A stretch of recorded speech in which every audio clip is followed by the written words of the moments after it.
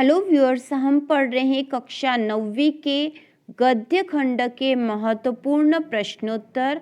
गद्य खंड के इसके पहले हमने काव्य खंड के सारे महत्वपूर्ण प्रश्नोत्तर कर लिए हैं और गद्य खंड के भी जो प्रश्नोत्तर है इनका पार्ट इसके पहले वाला बन चुका है। प्रश्न नंबर 19 तक का आज हम 20 से करेंगे। तो इसी प्रकार के और वीडियो देखने के लिए, बाकी विषय के प्रश्न बैंक के हल देखने के लिए, महत्वपूर्ण प्रश्नों के लिए और वार्षिक परीक्षा की तैयारी के लिए चैनल को सब्सक्राइब कीजिए। तो शुरू करते हैं प्रश्न नंबर 20 से। इसके पहले के 19 तक के प्रश्न हम पिछले वीडियो में, जो कि हिंदी विषय का पार्ट 7 था, उसमें कर चुके हैं। तो प्रश्न है, श्री निकेतन में ऐसा कौन सा आकर्षण था जिसके कारण गुरुदेव ने वहां रहने का मन बनाया? तो इसका उत्तर है, श्री निकेतन में शांति का वातावरण था, इसलिए गुरुदेव ने वहां रहने का मन बनाया। तो गुरुदेव जो है शांति निकेतन को छोड़कर श्री निकेतन में रहने चले गए थे, क्योंकि शांति निकेतन में बहुत से लोग थे जिसके कारण वह एकाग्रता से रह नहीं पा रहे थे, उनको शांत वातावरण नहीं मिल रहा था, इसलिए वह छोड़कर श्री निकेतन में रहने चले गए थे। जो प्रश्न है आपके गद्य खंड के पाठ एक कुत्ता और एक मैना से लिया गया है और इसके लेखक है हजारी प्रसाद द्विवेदी। इसके बाद प्रश्न नंबर 20 है, दोनों बैल आपसी प्रेम किस प्रकार प्रकट करते थे? तो इसका उत्तर है, दोनों बैल एक दूसरे को चाटकर, सूंघकर तथा सींग मारकर प्रेम प्रकट करते थे। यदि हीरा नाद में भूख के समय मुंह नहीं डालता था तो मोती भूखा होने के बाद भी खली भूसा नहीं खाता था। गया के घर पर भी मार दोनों एक साथ ही खाते थे। तो यह जो प्रश्न है दो बैलों की कथा से लिया गया और इसमें हीरा और मोती नाम के दो बैल थे जिनके बीच में आपस में बहुत अधिक प्रेम था। इसके बाद जो प्रश्न नंबर अगला है 22, गया के घर हीरा और मोती ने स्वयं को अपमानित महसूस क्यों किया? तो दोनों ने अपने आप को अपमानित महसूस क्यों किया था? तो इसका उत्तर है, हीरा और मोती ये सोच रहे थे कि झूरी मालिक, झूरी जो है उनका मालिक था, झूरी मालिक ने उन्हें बेच दिया है, इसलिए वे स्वयं को अपमानित महसूस कर रहे थे। गया का व्यवहार भी उनके प्रति अच्छा नहीं था। इसके बाद प्रश्न नंबर 23 है, दड़ियल व्यक्ति को देखकर क्या सोचकर दोनों बैलों के दिल कांप उठे? तो इसका उत्तर है, दड़ियल व्यक्ति को देखकर वे समझ गए थे कि वे उन्हें खरीदकर कसाई के हाथ बेच देगा।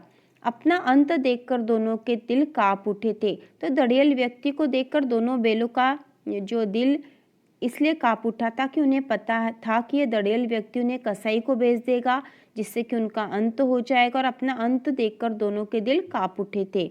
इसके बाद अगला प्रश्न नंबर 24 है। प्रश्न नंबर 24 है, गुरुदेव द्वारा मैना को लक्ष्य करके लिखी कविता के मर्म को लेखक कब समझ पाया? तो यह प्रश्न एक कुत्ता और एक मैना से लिया गया और संस्मरण है। इसके लेखक जो हैं वह हजारी प्रसाद द्विवेदी हैं। तो इसका उत्तर है गुरुदेव। ठीक है, यहाँ पे आएगा गुरुदेव।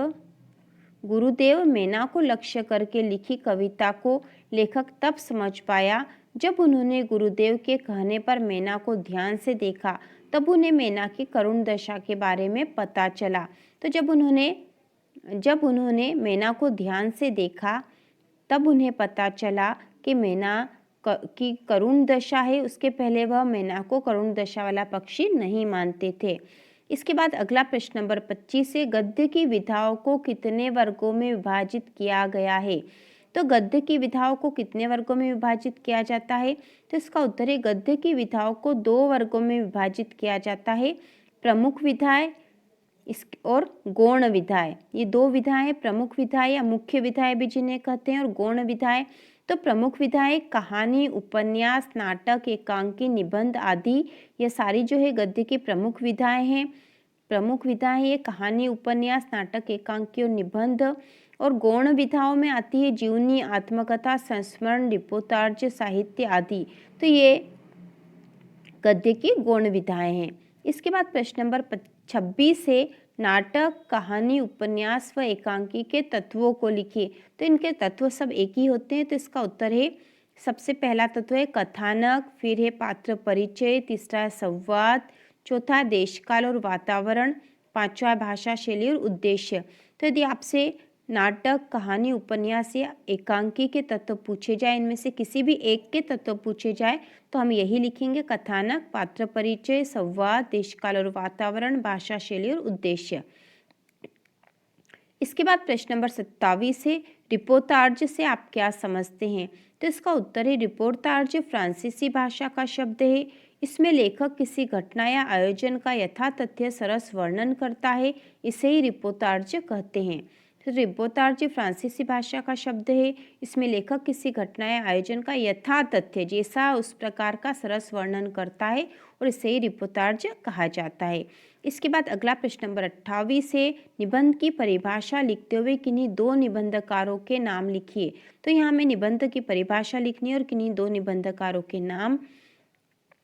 तो परिभाषा हम लिखेंगे इस प्रकार: निबंध वह रचना है जिसमें लेखक किसी भी विषय पर स्वच्छंदता पूर्वक अपने विचारों, भावों और अनुभवों को सजीवता व स्वाभाविकता के साथ व्यक्त करता है। निबंध वह रचना है जिसमें लेखक किसी भी विषय पर स्वच्छंदता पूर्वक अपने विचारों, भावों और अनुभवों को सजीवता व स्वाभाविकता के साथ व्यक्त करता है। इसके बाद दो निबंधकारों के नाम लिखने हैं। तो दो निबंधकारों के नाम है भारतेंदु हरिश्चंद्र और दूसरे हैं प्रताप नारायण मिश्र।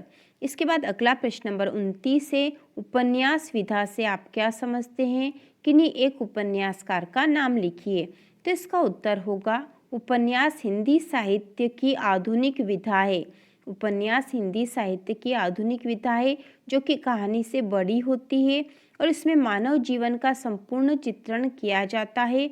अंग्रेजी में इसके लिए नॉवेल शब्द का प्रयोग किया जाता है और उपन्यासकार है प्रेमचंद, जिनका उपन्यास है गोदान। इसके बाद अगला प्रश्न नंबर 30 है, कहानी विधा का परिचय देते हुए किसी एक कहानीकार का नाम लिखिए। तो इसका उत्तर है कहानी में मानव जीवन के किसी एक मनोहारी पक्ष का वर्णन किया जाता है। किसी एक प्रभाव को उत्पन्न करना ही कहानी का उद्देश्य होता है। तो कहानी में मानव जीवन के किसी एक मनोहारी पक्ष का वर्णन किया जाता है। किसी एक प्रभाव को उत्पन्न करना ही कहानी का उद्देश्य होता है। और यहाँ में एक कहानीकार का नाम पूछा था, तो कहानीकार है प्रेमचंद। इसके बाद अगला प्रश्न नंबर 31 है, कहानी एवं उपन्यास में कोई दो अंतर लिखे। तो यहाँ में कोई दो अंतर लिखना है इसमें। तो इसका उत्तर है कहानी छोटी होती है जबकि उपन्यास बड़ा होता है। इसके बाद अगला अंतर है, कहानी में एक घटना का वर्णन होता है जबकि उपन्यास में अनेक घटनाओं का वर्णन होता है। और तीसरा अंतर हो जाएगा, कहानी में कम पात्र होते हैं जबकि उपन्यास में अधिक पात्र होते हैं। तो यहाँ पे दो ही अंतर पूछे थे, तो आप कोई से दो भी अंतर लिखोगे तो भी आपको पूरे अंक प्राप्त हो जाएंगे। ठीक है, कोई दो अंतर ही पर्याप्त है यहाँ पर, और यदि तीन अंतर आए तो हम ये तीन अंतर लिख सकते हैं।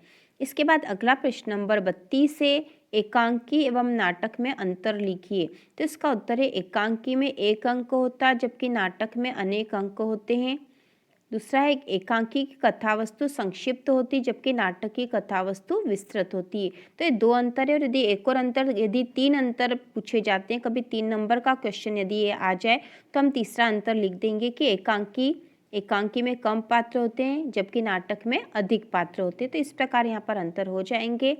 ठीक है, इस प्रकार यहाँ अंतर हो जाएंगे ये। इसके बाद अगला प्रश्न नंबर 33 है, जीवनी और आत्मकथा में अंतर लिखिए। तो इसका उत्तर है जीवनी किसी महापुरुष के जीवन पर लिखी जाती है जबकि आत्मकथा स्वयं के जीवन पर लिखी जाती है। तो ये पहला अंतर हो गया, जीवनी किसी महापुरुष के जीवन पर लिखी जाती है जबकि आत्मकथा स्वयं के जीवन पर लिखी जाती है। इसके बाद दूसरा अंतर है, दूसरा है जीवनी सत्य घटनाओं पर आधारित होती है जबकि आत्मकथा काल्पनिक भी हो सकती है। ठीक है, जीवनी जो है सत्य घटनाओं पर आधारित होती है जबकि आत्मकथा काल्पनिक भी हो सकती है। और जो तीसरा है, तीसरा अंतर यहाँ तीसरा पॉइंट लिखेंगे, जीवनी में लेखक तटस्थ होता है जबकि आत्मकथा में लेखक की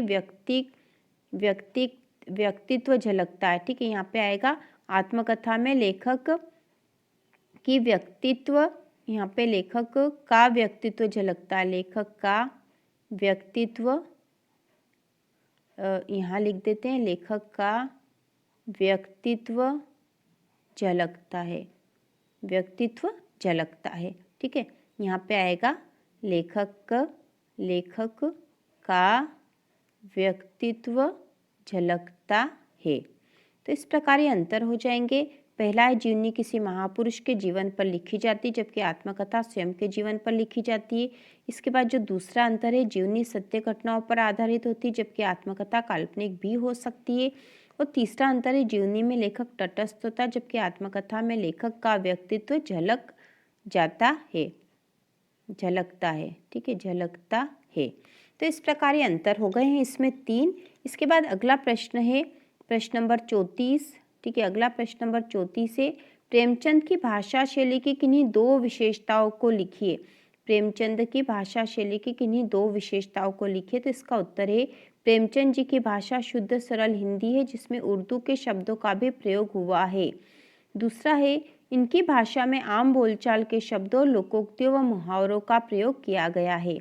इसके बाद अगला प्रश्न नंबर 35 है, हजारी प्रसाद द्विवेदी की भाषा शैली की किन्हीं 2 विशेषताओं को लिखिए। तो इसका उत्तर होगा, पहला पॉइंट हम लिखेंगे, हजारी प्रसाद द्विवेदी की भाषा शुद्ध साहित्यिक हिंदी खड़ी बोली है, जिसमें संस्कृत के तत्सम व तद्भव शब्दों का प्रयोग हुआ है। दूसरी जो इनकी विशेषता, इनकी भाषा भावों के अनुरूप है। इसके बाद अगला प्रश्न नंबर 36 है, महादेव वर्मा की भाषा शैली की किन्हीं 2 विशेषताओं को लिखिए। तो इसका उत्तर है, पहली विशेषता हम लिखेंगे, महादेव वर्मा की भाषा शुद्ध साहित्यिक खड़ी बोली है, जिसमें तत्सम व तद्भव शब्दों का प्रयोग हुआ है। और दूसरी विशेषता, महादेव वर्मा की भाषा शैली प्रतीकात्मक व चित्रात्मक है। इसके बाद अगला प्रश्न नंबर 37 है, हरिशंकर परसाई की व्यंग्यात्मक शैली की किन्हीं 2 विशेषताओं को लिखिए। तो इसका उत्तर है, परसाई जी ने व्यंग के अनुरूप भाषा का प्रयोग किया है। और दूसरा है, इनकी भाषा में सामान्य बोलचाल के शब्दों का प्रयोग हुआ है। इसके साथ ही मुहावरे व लोकोक्तियों का प्रयोग हुआ है। तो इस प्रकार हमारे गद्य खंड के 2-2 नंबर वाले सारे प्रश्न हो चुके हैं। इसके अगले वीडियो में हम कृतिका के सारे जो 2 नंबर वाले प्रश्न हैं वह करेंगे। तो इसी प्रकार के और वीडियो देखने के लिए, महत्वपूर्ण प्रश्नों के लिए चैनल को सब्सक्राइब कीजिए।